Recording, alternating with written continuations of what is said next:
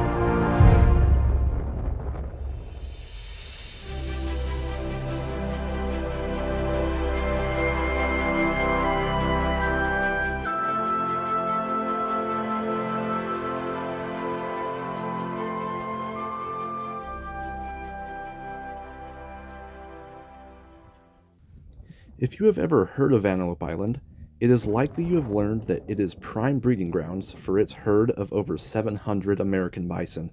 Every year in the fall, the bison are drove from the south of the island up to the north and into the bison corrals. Soon after being corralled, they are cut into smaller groups and moved through different lanes within the corral system and into a squeeze chute to be vaccinated and identified.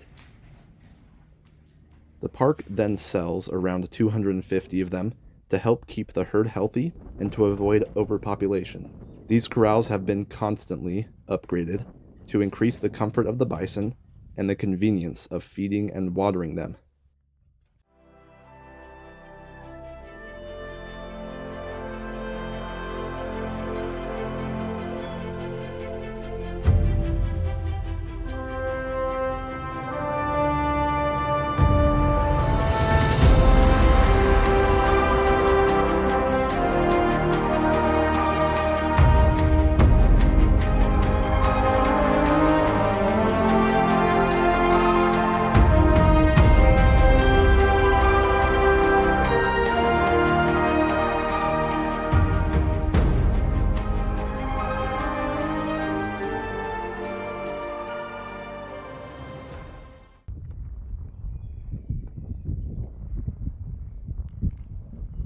Living as a pioneer in a new land with difficult farming grounds, carrying only what you can fit on a 4-foot by 8-foot wagon, was not an easy or often fun experience.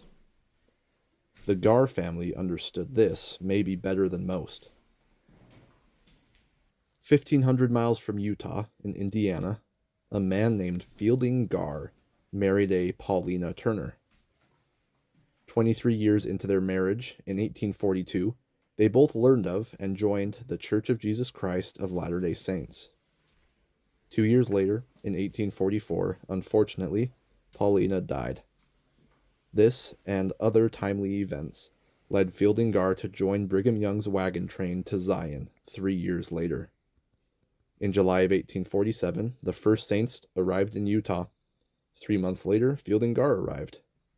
He quickly was assigned to explore this big island on the Great Salt Lake, and ultimately accepted the calling to settle here to manage a ranch for the church.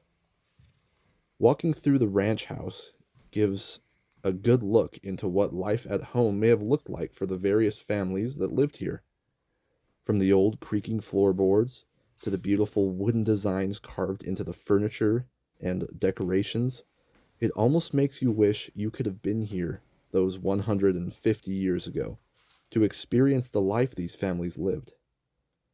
And if you take a look at the outside of the house, you can see the additional segments that were added as the families grew and as technology became more available. Thanks to the preserving work of the state and federal government, the work of the Garr family and other influential individuals is still very much present on the island, which thankfully allows us to get a glimpse into these time capsules. You will hear stories of ghosts haunting these halls and these rooms, but all I ever feel when I visit is a yearn to live during these simple times. Fielding Garr was not left alone on Antelope Island for long. In 1855, he died, and many other ranchers came to fill his shoes. This bunkhouse was built for those ranchers to sleep in during harvest season. It was also probably used by those that lived here to help manage the church's herd of cows and horses that were released to graze here. If you're into ghost stories, I have one that involves this bunkhouse. Comment down below if you want to hear it.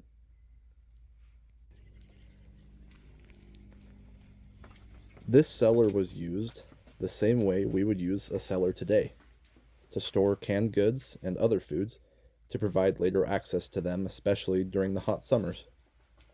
This was possible due to the natural cooling temperatures of the soil and the cobblestone laid within the soil.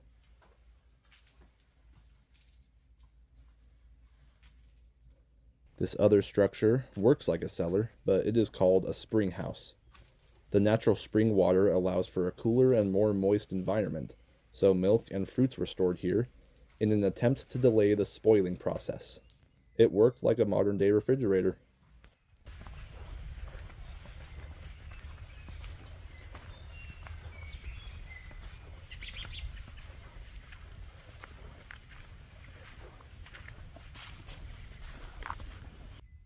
Another breathtaking structure to explore is the blacksmith shop, where blacksmith and farrier work was done. I always imagined being here those 100, 150 years ago, and having to depend on my own skills to progress the ranch, rather than just Googling something or watching a YouTube video to teach me. I'm sure every experience out here was a learning experience.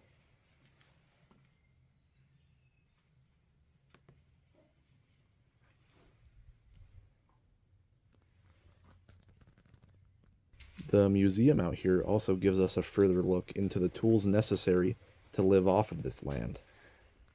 Note the difference in appearance of many of these tools. You can see industrial progression before your very eyes.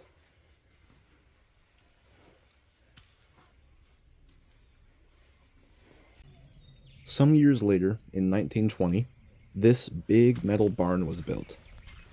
But why was such a big barn built considering the lack of resources on the island? Because this barn was built for a large-scale project. The type of large-scale project that needs a lot of space. This barn was used to mechanize the process of shearing over 10,000 sheep that were brought to the island. You can see the various tools and structures used to aid in this large-scale operation. You can even walk right up to the stalls the sheep were in during the shearing process, and look down the conveyor belt used to transport the wool down into a barrel to bag it and ship it to Salt Lake City and other surrounding areas.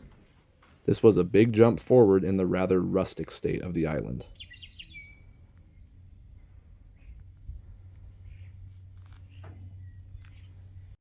Now, the stories that I shared today were just a very small amount of the stories to share on this island. And I can definitely see myself coming back here again in the future to share some more of those stories. Specifically, the stories of people that lived on the island and have stories to tell. Some of those stories can't be told at this time because of the road closures, so I'm going to have to come back here in the summer so that I can go visit those spots and share those stories with you guys. But for today, this is what we got. Thank you guys for tuning in. I hope you subscribe, and then I hope you have a good rest of your day.